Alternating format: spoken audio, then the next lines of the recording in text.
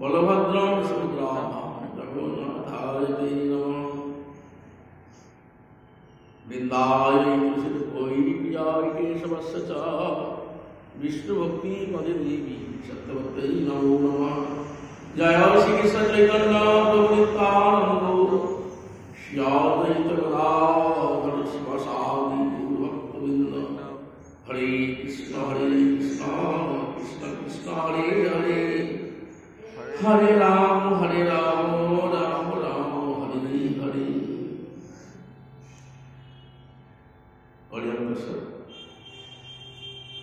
এখন আমরা ভাগ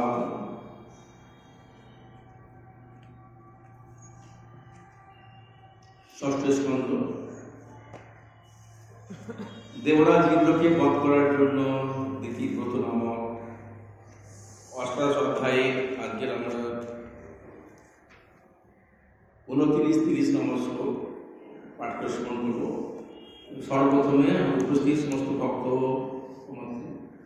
মায়েদের এবং যারা অনলাইনে যারা ক্লাস শ্রবণ করছেন সবাইকে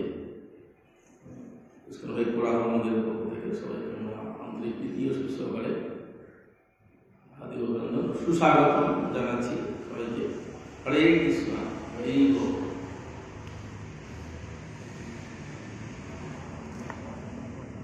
ओम नमो भगवते वासुदेवाय।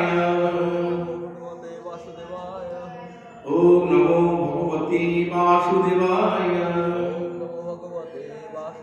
ओम नमो भगवते वासुदेवाय। नारायण नमस्कृतं नरं चैव नरोत्तमं देवीं सरस्वती व्यासं ततो जयमुदीरये। नष्टप्राय सर्वद्रेषु नित्यं भागवतो सेवया भगवती उत्तम श्लोके भक्तिर्भवति नैष्टिकीं मुखं करोति वाचालं मंगलं कृपां वन्दे श्रीगुरुदिनतारिणं श्रीचैतन्येश्वरं परमानन्दं।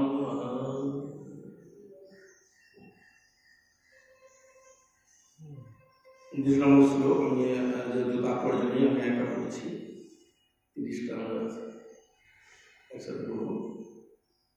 29 নম্বর শ্লোক। एवं स्त्रिया जड़ीभूतो विद्यारोपी गुणत्वया वरं आहुति वशो न तच्चित्रं हि जोषितिः। ওয়াদগতিক নম্বর। কশ্যপ যদিও ছিলেন অত্যন্ত বিদ্বান, তবু তিনি কপটাচার নিপুণা স্ত্রীর শুশ্রূষায় মোহিত হয়ে তাঁর বশীভূত হয়েছিলেন। তাই তিনি তাঁর পত্নীকে আশ্বাস দিয়েছিলেন যে তার মনোবাঞ্ছা তিনি পূর্ণ করবেন। স্ত্রীর প্রতি তাঁর এই উক্তি কিছুই আশ্চর্যের বিষয় নয়। 30 নম্বর শ্লোক চেষ্টা করবেন।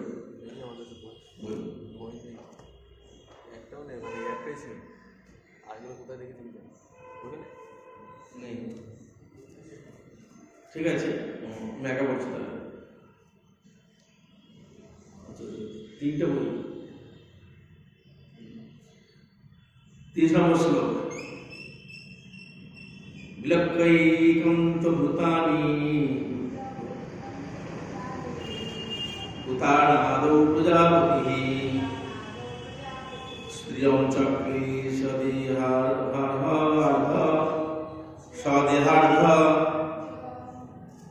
জয়া পুংসাং মতির্হিতাং। বিলক্কৈকন্ত ভূতানি ভূতানাদৌ প্রজাপতিঃ শ্রিয়ং চক্রে সদেহার্ধ জয়া পুংসাং মতির্হিতাং। বিলক্কৈকন্ত ভূতানি ভূতানাদৌ প্রজাপতিঃ স্ত্রিয়ং চক্রে সদেহার্ধ জয়া পুংসাং মতির্হিতাং।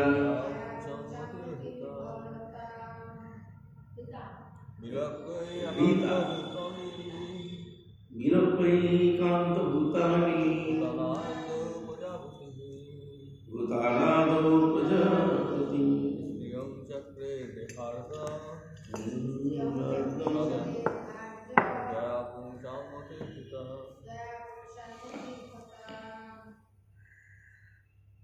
চেষ্টা করুন মাতাজি বৈষ্ণবী বিরক্তৈকান্ত ভূতানি ভূতানাদৌ প্রজাপতি স্ত্রিয়ং চক্রে সাদেহার্দো জয়া পুংসাং মতির্ধিত। হরে কৃষ্ণ শব্দার্থ বিলক্ষ দর্শন করে কান্ত ভূতানি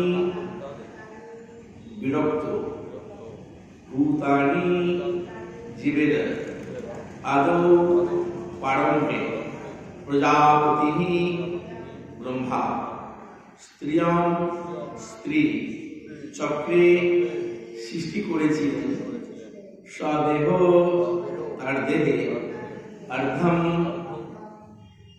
অর্ধ জয়া যার দ্বারা পুংসাং পুরুষদের মতিহি মন হৃতা অপহৃত হয়।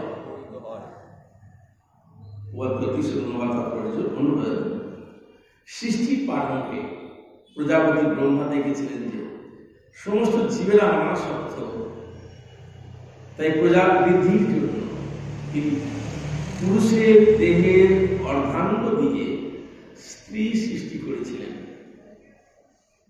সেই স্ত্রীদের দ্বারাই পুরুষের চিত্ত অপহৃত হয়। সবাই আমার সাথে বলার চেষ্টা করবেন।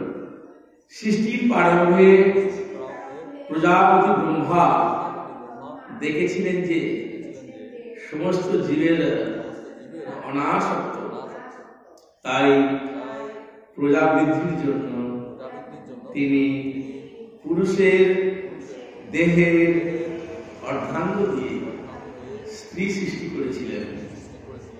সেই স্ত্রীদের দ্বারাই পুরুষের চিত্ত অপহৃত হয়।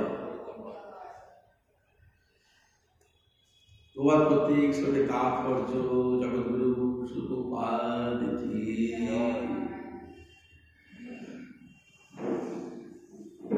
সমগ্র ব্রহ্মাণ্ড মৈথুন আসক্তির দ্বারা মোহিত, যা ব্রহ্মা প্রজা বৃদ্ধির জন্য কেবল মনুষ্য সমাজেই নয়, অন্য সমস্ত জগতেও সৃষ্টি করেছিলেন। পঞ্চম স্কন্ধে ঋষভদেব সেই সম্বন্ধে বলেছেন, পুংসহ স্ত্রিয়া বিতুর্ভাবম এতম। সমগ্র জগৎ পুরুষ এবং স্ত্রী পরস্পরের প্রতি মৈথুন আসক্তির দ্বারা পরিচালিত হচ্ছে। পুরুষ এবং স্ত্রীর মিলনের ফলে এই আকর্ষণ অত্যন্ত প্রবল হয় এবং তার ফলে মানুষ সংসার বন্ধনে জড়িয়ে পড়ে। এটি জড়জগতের মোহ। কাশ্যপ মুনি অত্যন্ত বিদ্বান এবং আধ্যাত্মিক জ্ঞানে উন্নত হওয়া সত্ত্বেও এই মায়ার দ্বারা মোহিত হয়েছিলেন। মনুসংহিতা 215 নম্বর শ্লোকে এবং শ্রীমদ্ ভাগবত নবম স্কন্ধের 49 অধ্যায়ের 17 শ্লোকে এই উভয় শাস্ত্রের উল্লেখ করা হয়েছে।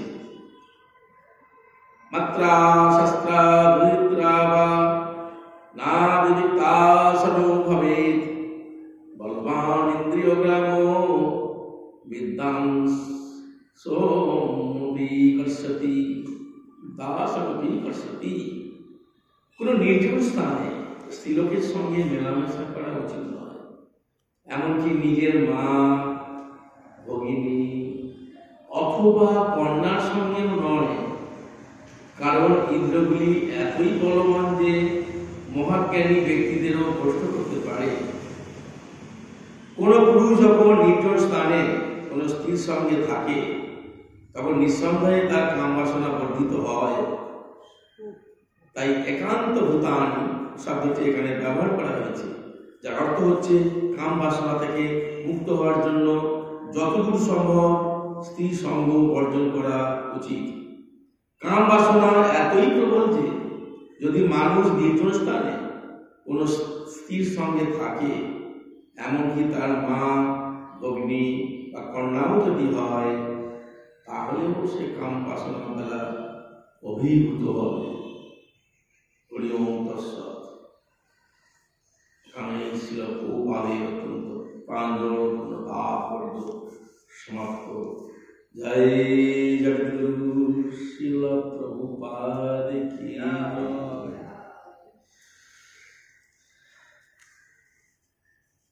আমরা গতকাল শ্রবণ করলাম কিভাবে ধৃতি কিভাবে তার প্রতি কাশ্যপ মুনিকে বশীভূত করেছিলেন, তাই না? ওটা গতকাল শোনা হয়ে গেছে। গতকাল কিভাবে বশীভূত করেছিলেন, কেন করছিলেন?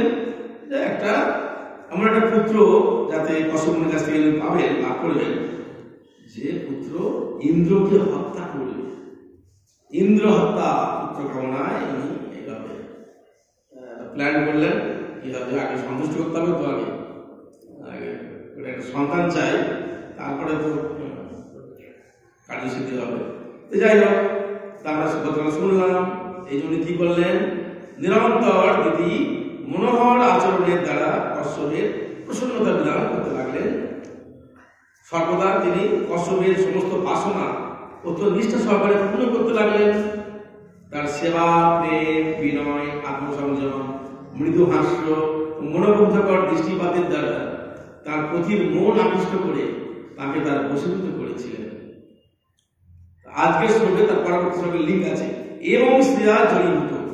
মানে এইভাবে, মানে কিভাবে উনি যে বশীভূত করার চেষ্টা করলেন, আর কশ্যপ মুনিও উনি বশীভূত হয়ে গেলেন তার মোহে। যদিও কশ্যপ মুনি ছিলেন অত্যন্ত বিদ্বান, সাধারণ নয়, ইন্দ্রের পিতা, দেবতাদের পিতা। চিন্তা করুন, মুনি সমস্ত জ্ঞান তার আছে, দক্ষ, আধ্যাত্মিক গুণে অনেক উন্নত গুণী। কিন্তু কি করলো, তবুনি কি হলেন, এই যে তার যে একটা স্ত্রী দিদি, তার যে কপট আচরণ, কপটাচার নিপুণা স্ত্রী বলছেন, তার স্ত্রী দিদি এমন নিপুণ ছিল। স্ত্রীর একটা স্বভাব আছে, অনেক নিপুণ, অনেক তার অনেক গুণ আছে। একটা হচ্ছে উনি খুব কপটাচারের নিপুণা, এমন ভাবে কপট আচরণ করবে করে উনি মানে কার্যসিদ্ধি করে নিলেন, বসে করলেন, কিন্তু ভিতরে একরকম বাসনা আছে, সেটাকে গোপন রেখে ওকে একটা সন্তুষ্ট করলেন, করে বর চেয়ে নিলেন যে আমি তোমার মনোবাসনা পূর্ণ করবো, তুমি যা বলবে আমি তাই শুনবো। এই পর্যায়ে যখন নিয়ে এলেন হচ্ছে তখন এইভাবে কপটাচার বলছেন, কপটাচার নিপুণা, মানে ধরতে পারেননি ওনার মনের মধ্যে কি ছিল, এরকম দুর্বিসুদ্ধ, এইরকম তার নিজের পুত্রকে হত্যা করার জন্য তার কাছ থেকে সন্তুষ্ট করে তিনি চাইবেন, এরকম ভাবতে পারেনি।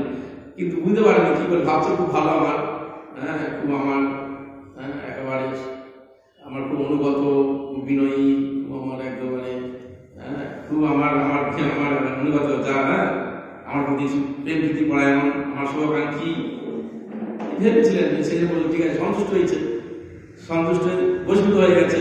আর তিনি কি বলেছিলেন, আমি তোমার মনোবাঞ্ছা পূর্ণ করবো। তুমি আমার এত সেবা করেছো, তোমার আমি মনোবাঞ্ছা পূর্ণ করবো। এভাবে কথা দিয়েছিলেন, তাকে আশ্বাস দিলেন, তোমার প্রায় খুব সন্তুষ্ট হয়েছি সেবায়, তুমি আমাকে এত সেবা করেছো, সত্যি আমার হৃদয় একেবারে জয় করে ফেলেছে, মন খুব প্রসন্ন পেয়ে গেছি। তুমি কি চাও, তুমি যা চাইবে আমি তাই দেবো। এইরকম মানে যদি বলছে, এটা বলছেন, এটা তো স্বাভাবিক। তারপরে যে শ্লোকে বলছেন, এই যে কশ্যপ মুনি এত বিদ্যান হওয়া সত্ত্বেও উনি যে তাকে মানে এই যে কথা দিলেন, এই যে কথা বলছেন, শোনা যাবে পর থেকে, শুনবেন কত সুন্দরভাবে উনি কথাগুলো বলবে।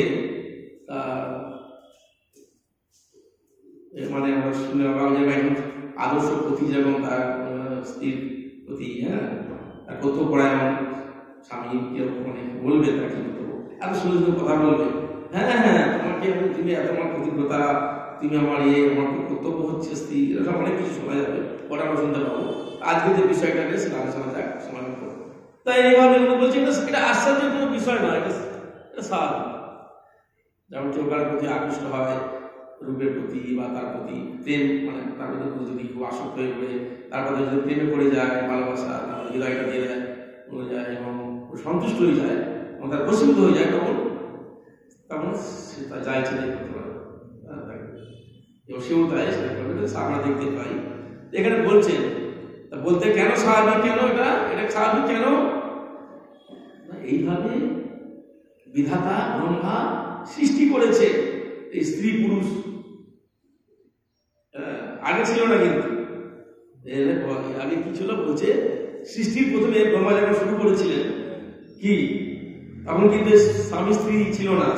এই যে স্বামী স্ত্রীর মিলনের নতুনের ফলে উনি করেননি, উনি তো সব ভগবান থেকে সৃষ্টি হয়েছেন। আর উনি কি বলছিলেন, এক একটা মন থেকে, এক একটা ইন্দ্র থেকে উনি কোথাও কোথাও মুনি ঋষিদের সৃষ্টি করলেন, সমস্ত যত আছে সব সৃষ্টি করছেন।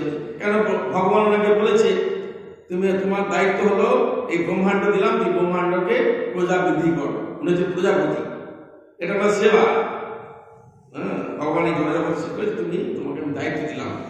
তা উনি তো প্রথমে ভগবানের কথা অনুযায়ী সেবা করার জন্য উনি যথেষ্ট চেষ্টা করছিলেন। একবার অনেক কিছু করার পরে এবার আমরা দেখতে পাই 1000, 10,000 করে সন্তান এরকম উনি সৃষ্টি করছিলেন। প্রথমে বললেন কত যেন 1000 না, নাম আছে সব আগে আমরা আগে আলোচনা হয়ে গেছে এর আগে এটা নিয়ে। হ্যাঁ, দক্ষিণে ওটা তো আলাদা আছে, ব্রহ্মাও করেছিলেন। রুদ্র সৃষ্টি হলো কি করে, যখন তার সন্তান তার সন্তান রূপে বলছে, যাও তোমরা তপস্যা করো, করে তোমরা সংসার ধর্ম পালন করো।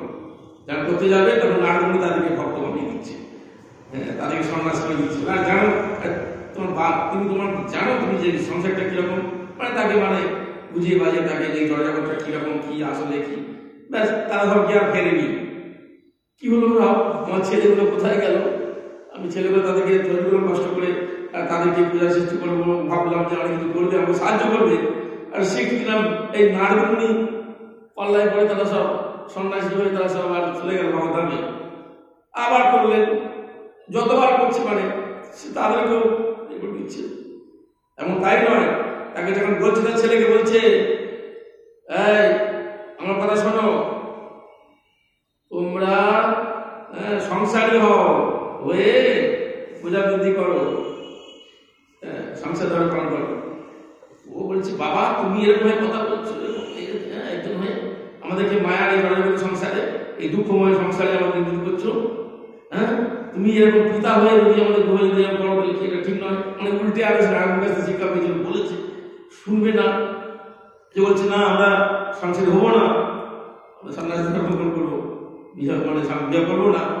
তখন তো একেবারে জানে উঠতে পারে না, একেবারে রেগে গেছে, ছেলে হয়ে আমার কথা শুনছে না। হ্যাঁ, তখন তো অনেক কিছু চন্দ্রকুমারের কথা আছে। চন্দ্রকুমার বলছি মানে একসঙ্গে বলছি অনেক মানে ঘটনা দেখতে পাই, তারা শুনবে না। প্রথম পুত্র চন্দ্রকুমার, 4 পুত্র, বিয়ে করবে না, একদম বাচ্চা। সে তো রেগে গেল, রেগে গিয়ে যখন মানে নিজের ছেলের প্রতি রাখতে নেই, আমার ছেলে তো চেষ্টা করলো কিন্তু রুদ্রের সৃষ্টি হয়ে গেল। অনেক ব্যাপার ঘটনা হচ্ছে, যেটা বলতে বলছি আগে শ্লোকের যেটা মানে বিষয়টা হচ্ছে কি, ব্রহ্মার সৃষ্টির প্রথমে কিন্তু উনি দেখলেন আর জীবেরা দেখছে সব সংসারের প্রতি আসক্ত নেই, অনাসক্ত। কি করে তাহলে আমাদের ভগবান আসক্ত হবে, তাহলে এটা তো হবে না। তখন একটা চিন্তা করলেন এমন একটা জিনিস সৃষ্টি করতে হবে যাতে দুজনে যেন আকৃষ্ট হয়। সেই জন্য উনি কি করলেন, এখানে দেখে একটা পেলাম ভালো জিনিস, প্রজা বৃদ্ধির জন্য উনি পুরুষের দেহ থেকে, প্রথম স্ত্রী ছিল না, করেননি, পুরুষ হচ্ছিল, সব মুনি ঋষি সব এইসব সব করেছিল। কি হলো, ওই পুরুষের অর্ধাঙ্গ থেকে, যেরকম কৃষ্ণের অর্ধাঙ্গ থেকে কৃষ্ণ রাধারানীকে সৃষ্টি করেছিলেন, যেমন লক্ষ্মীনারায়ণ, শ্রী পার্বতী আদি বলবেন সব মানে, সেরকম দেখতে পাচ্ছি যেখানে পুরুষদের অর্ধের অর্ধাঙ্গ থেকে, কোন দিকে বলেনি, দেড় অর্ধেক থেকে স্ত্রীকে সৃষ্টি করলেন। এই জন্য বলা হয় স্ত্রী হচ্ছে পুরুষের অর্ধাঙ্গিনী বলা হয়। কেন বলা হয় না, ওনার শরীর থেকেই, পুরুষের শরীর থেকে অর্ধেক থেকেই স্ত্রীদের সৃষ্টি করেছে, এই জন্য অর্ধাঙ্গিনী। দেখবেন শিব পার্বতী দেখা যাবে, শিবের অর্ধেক পার্বতী, অর্ধেক ছবি দেখেছে, এরকম নানা ছবি দেখা যায় না, সময় হতে পারে। এটা হচ্ছে অর্ধাঙ্গিনী, এই জন্য স্ত্রীকে বলা হয় অর্ধাঙ্গিনী। আর কেন করলেন, এমন ভাবে করলেন, সৃষ্টি করলেন তার মধ্যে, স্ত্রীর মধ্যে, যেগুলো স্বাভাবিকভাবে একজন পুরুষ স্ত্রীর প্রতি আকৃষ্ট হতে পারে। এটা হচ্ছে এই জড়জগতে এমন ভাবে করেছে, এমন ভাবে দেখলেই আকৃষ্ট হয়ে যাবে, যাতে আকৃষ্ট হয় সেই জন্যই উনি করেছেন, তার প্রতি এমন ভাবে তৈরি করেছে, তার সৌন্দর্য, তার যা যা আমরা সে বর্ণনা করছি না, এখন আকৃষ্ট আছেন ওইভাবে উনি করেছেন ওর মধ্যে। সেই জন্যে প্রথমে বলছেন, বিষ্ণুরা বলছেন যে কিভাবে পুংস স্ত্রিয়া মিথুনি ভাবমেতম তয়োর মিথো হৃদয় গন্তি বাহু তত গৃহক্ষেত্রম সুতাপ্ত বিত্তই জনস্ব মোহ অহং মমেতি। যেই যখন স্ত্রী একটা পুরুষের প্রতি, পুরুষের প্রতি যখন সন্তুষ্ট হয়ে, যখন স্ত্রী পুরুষের প্রতি যখন আকর্ষণ, জড়জাগৃতি হচ্ছে, জীবনের ভিত্তি, এই ভ্রান্ত আসক্তি হচ্ছে স্ত্রী পুরুষের পরস্পরের হৃদয়ের গন্তি। একেবারে যখন কেউ বিবাহ করবে বা কোনো কেউ যখন স্ত্রী পুরুষ যখন মৈথুনে আবদ্ধ হবে, সুখে যখন একত্রিত হবে, তখন তাদের হৃদয়ের মধ্যে তাদের ভালোবাসা একেবারে হৃদয়ের গ্রন্থি গাঁট পড়ে যায়, গ্রন্থি বলেছে, ছাড়ানো মুশকিল। এবারে জীবের কি হয়, তখন থেকেই শুরু হয়ে যাবে। তারপর থেকে দেখবেন বিয়ে হওয়ার পরে বা কিছু হওয়ার পর থেকে দেখবেন অটোমেটিক তখন এই ঘর সংসার, দেহ, গৃহ, সম্পত্তি, সন্তান সন্ততি, আত্মীয় স্বজন, ধন সম্পদ, এইগুলো আদিতে তখন সব অটোমেটিক, তখন এটা আমার, এটা আমার, এটা আমার, আমি আমার, এই বৃদ্ধি সে যায়। আমার সব ছেলে, আমার সংসার, আমার বাড়ি, আমার গাড়ি, সব আমার, কি এই আর বলতে হবে না, সে কি করে যাবে, অটোমেটিক এসে যায়। এটা ব্যবহার করেছে, এটা ঋষভদেব তার ছেলেদের পুত্রদের প্রতি কখন বলছেন। এইভাবে বুদ্ধিটা মোহ উৎপন্ন করে। সেই জন্যে আমাদের এই জগৎটা হচ্ছে মৈথুনাগার জগৎটা। শুধু খালি এখানে শ্লোকে বলছেন, শুধু খালি এই পুরুষ মানুষের জন্য নয়, এই চূড়াজনক সব কৃমি, কীট, পোকা মাকড় থেকে পশু পক্ষী, গাছপালা, পশু পক্ষী সব যত আছে সবার ওই একই, ওই স্ত্রী পুরুষের প্রতি সব এই পাপের যৌন আকর্ষণ এবার তৈরি করেছে। সেই জন্যে এটা হচ্ছে এই জগতে মোহ, ওটা এটা আমাদের তোমার তাৎপর্য এটাই বলছে, এইটা হচ্ছে মোহ। জগতের মোহটা কি, এটাই। দেখুন কশ্যপমুনি কত মানে বড় বিদ্বান, কত শাস্ত্র জ্ঞান, কত উন্নত আধ্যাত্মিক জীবনে, মানে উচ্চ স্তরে স্বর্গে ইন্দ্রের দেবতাদের পিতা, হলে কি হবে উনি এবং তার স্ত্রীর কপট আচরণে তার প্রতি খুশিত হয়ে গেলে, তারপর উনি নিজেদের কি বলবেন পরে শুনবেন, আমরা জানতে পারবো। সেই জন্যে আমাদের সাবধান হতে হচ্ছে। একটা কথা আছে না, এই জন্যে বলছেন ঝড়জাগতি কথা, যদিও গোলে মালে পিরিত করোনা, পিরিতের এমন একটা ধরলে তো আর ছাড়ে না। এই জন্যে এই ঝড়জাগতি আমরা যদি আমরা এই চেষ্টা করি প্রেম ভালোবাসা করার জন্যে, তারা এখন সেখান থেকে খুব মানে ছাড়া মুশকিল। পিঁপড়ে যখন আটায় পড়ে যায়, যখন অনেক উদাহরণ কাজ যায়। সেই জন্যে আমরা সাধারণত বলছেন একটা কথা আছে, সবসাই প্রায় বলেন, হাতি গেল তলাতল, মশা বলে কত জল। বড় বড় হাতি তারা সব কোথায় বড়টা বেশি কোথায় চলে গেল, মশা বলছে আরে কত জল, আরে কি হবে কত জল আছে, কিছু হবে না, এরা ভাবনা হবে না, আমাদের সাবধান থাকতে হবে। কেন একটা কথা আছে, আমরা কি করি অনেক সময় ভয় করি না, মাকে ভয় করি না, ভাবি যে আমার কিছু হবে না, হ্যাঁ মায়া থেকে যে দূরে থাকা, সাবধান থাকা, এবং ভালো সাহায্যে থাকা না করে আমরা কি করি না, আমার কি হবে। এর বলছেন হেলে ধরতে পারে না, কে উঠে ধরতে যায়। তাই সাবধান থাকতে হবে, কেননা মুনি না নাম অতিক্রম,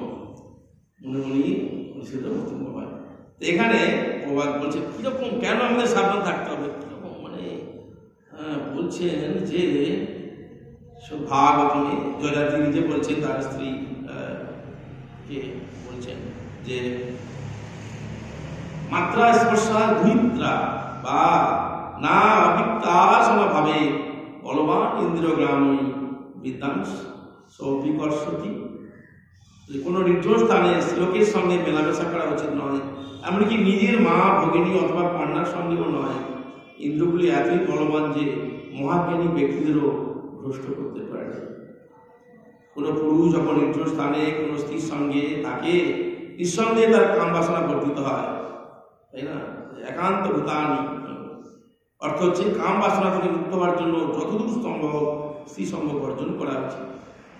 কাম বাসনা এতই প্রবল যে মানুষ নিজ স্থানে কোনো স্ত্রীর সঙ্গে থাকে, এমনকি তার মা ভগ্নী বা কন্যাও যদি হয়, তাহলে সে কামনা বাসনা দ্বারা পরিণত হবে। ও তাৎপর্য যেটা শেষ করেছে, এটা আমরা দেখতে পাই এরকম। ওই জন্য আমাদের কোনো নির্জন স্থানে স্ত্রীলোকের সঙ্গে মেলামেশা করা উচিত নয়, এমনকি নিজের মা ভগিনী অথবা কন্যার সঙ্গেও নয়। ইন্দ্রগুলি এতই বলবান যে মহাজ্ঞানী ব্যক্তিদেরও ভ্রষ্ট করতে পারে। সেই হবে কেন, মায়ের সঙ্গে হোক, বোনের সঙ্গে হোক, কন্যার সঙ্গেও নির্জন স্থানে উপবেশন করা উচিত নয়। কেন বলবান এতই ইন্দ্রসমূহ, বলবান ইন্দ্রসমূহ এতই মানে এই যে বিদ্যান ব্যক্তির মন আকর্ষণ করতে পারে। এটা দেবযানীর প্রতি রাজা জয়রাজিতার কাটিগুলোতে বলেছেন। তা প্রভাব তাৎপর্যে তা এটা বলেছেন এরকম আমাদের এই তো বলতে কি বলছেন, এই জন্য আমাদের মানে যদিও আমরা অনেক জানি,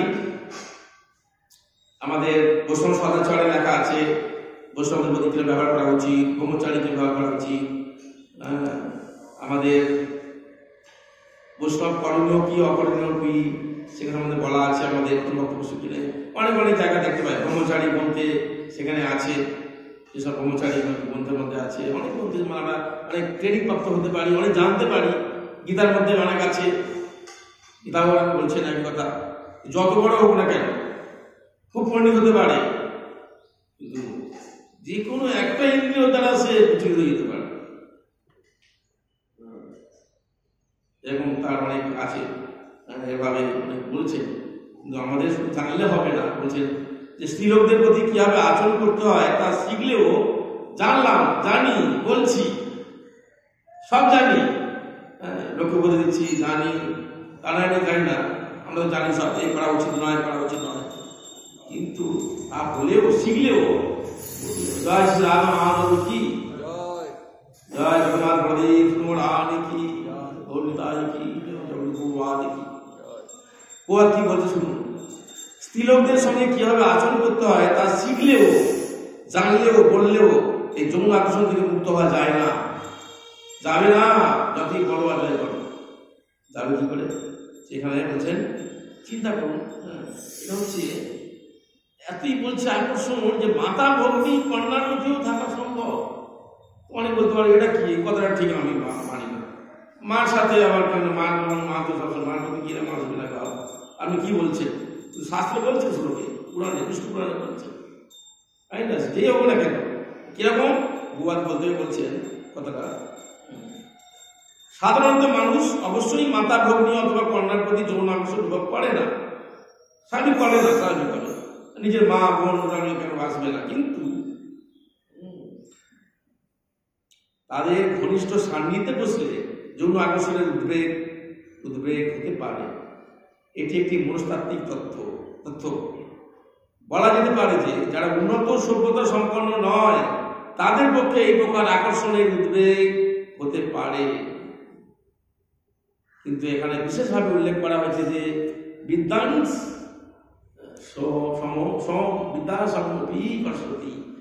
ব্যক্তিও, জাগতিক অথবা আধ্যাত্মিক জীবনে অত্যন্ত উন্নত ব্যক্তিও কাম বাসনায় তারা আকৃষ্ট হতে পারে। বিদ্যান হলেও হবে। একটা তো হচ্ছে কি, একটা উত্তর হচ্ছে না যারা উন্নত নয়, সভ্য নয়, তারা এরকম ভাবে যারা তারা তমগুণে আছে তারা এরকম করে। যেমন শুকরের মতো যারা এরকম করেন তারা ওই কোনো বাঞ্চার করে না। এখন দেখা যাচ্ছে ব্যাপার আছে বোন কি ভাই কি মা কি সবার সাথে পশু সভ্যতা। কিন্তু শুধু তাই নয়, বিদ্যান ব্যক্তিও বড় সব শিক্ষিত ব্যক্তি তারাও করছে। জড়জাগতিক জীবনে উন্নত বড় সব হয়ে আছে। শুধু তাই নয়, আধ্যাত্মিক জীবন উন্নতি হলেও করতে পারে। বলছেন আকর্ষণ হতে পারে। আকর্ষণ মাতা ভগ্নী অথবা কন্যার প্রতি হতে পারে। এমন অনেক কাহিনী আমরা জানি, অনেক জায়গায় আমরা ওগুলো আলোচনা করছি না, সেগুলো আমরা দেখতে পাই। সেই আকর্ষণ, তাই স্ত্রীলোকদের সঙ্গে মেলামেশা করার সময় অত্যন্ত সাবধান থাকা উচিত। শ্রী চৈতন্য মহাপ্রভু নিজে এই শিক্ষা প্রদান করার জন্য ছোট দাসের মাধ্যমে বা নিজে উনি আমাদের শিক্ষা প্রদান করেছেন। বিশেষ করে শ্রী চৈতন্য মহাপ্রভু সন্ন্যাস গ্রহণ করার পর যা সন্ন্যাসে কিভাবে কঠোরভাবে পালন করা উচিত স্ত্রীদের সঙ্গে উনি সেটা খুব দেখিয়ে দিয়েছেন নিজে, খুব কঠোরভাবে। কোনো স্ত্রীলোকই তাকে কাছে প্রণাম করতে আসতে দিত না। প্রণাম করতে এলে কেউ আসতে পারতেন না তার কাছে, দূরে থাকতেন, তাই না? কেন বলছেন? আর স্ত্রী কেন, যদি কাঠের মূর্তি দেখা যায় কোনো স্ত্রী বা কোনো একটা ছবি, এখন তো সব এরকম কাঠের মূর্তি, কোনো আঁকা ছবি, যদি কোনো কিছু থাকে তাদেরই মুনিদের মনের মধ্যে জাগতে পারে। আর কোনো কথাই নেই। প্রকৃতির বা ঘরের মনের কাছে সব আমাকে শিক্ষা দিচ্ছেন নাকি। সেই জন্য উনি বলছেন, খুব নিষিদ্ধ করেছেন। ভক্তিসিদ্ধ ঠাকুর উনিও তাই শিক্ষা দিয়েছেন আমাদের বহুবার। উনিও কেউ যদি ওনার শিষ্যা বা কেউ যদি মাথায় জিজ্ঞেস বলতো আপনার সাথে নির্জনের কথা আছে, আপনার সাথে আলাদাভাবে কথা আছে, গোপনীয় কথা আছে, তো না না আমার কোনো অসুবিধা নেই, আমাদের সামনেই বলুন না। না না না এই না আমাদের না, কোনো অসুবিধা নেই, অনেক কথা বলতেন না। সময় এক নির্জনে নয়, নির্জন থাকলে মুশকিল, একা একা কিছু যে অনেক এই যে আঁকি হলেও ওবার তো আমরা দেখেছি এরকম ভাবে লীলাতে। বিশেষ করে শাস্ত্র বলছেন যদি এমনকি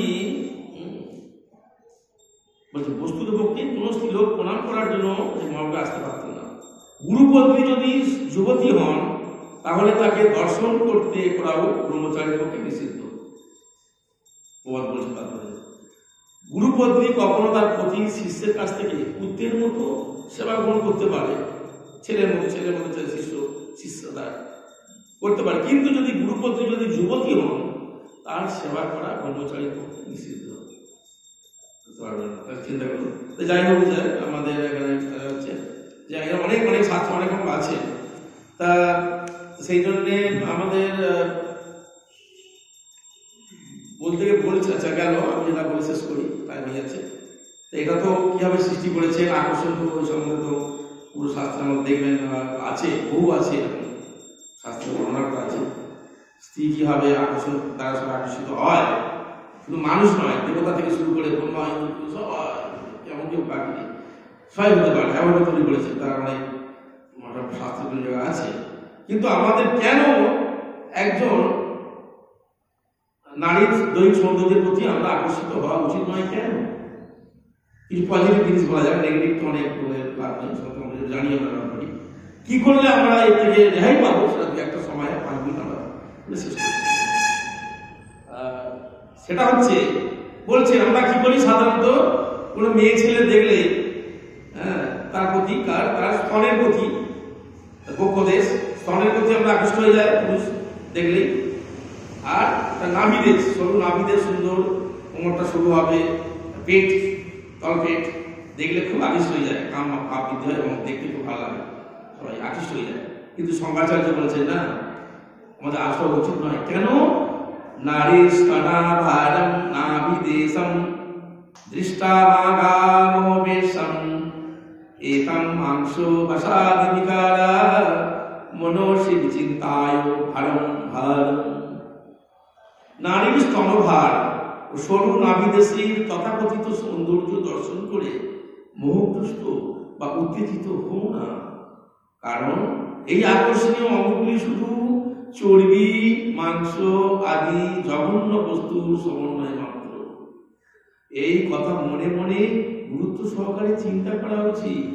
বিশেষ ব্রহ্মচারী, সন্ন্যাসী যারা সবারই যারা আদের জীবন উন্নতি করতে চায়, হ্যাঁ আছে সবাই দেখছি।